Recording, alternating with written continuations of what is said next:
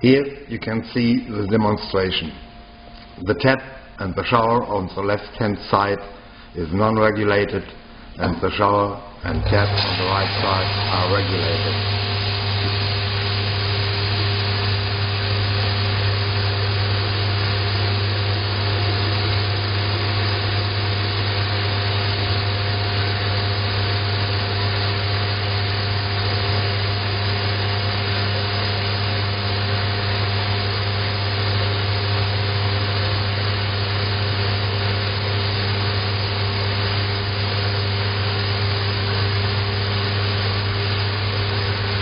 You see, the flow is the same, but on the left-hand side you have much more water as on the right-hand side.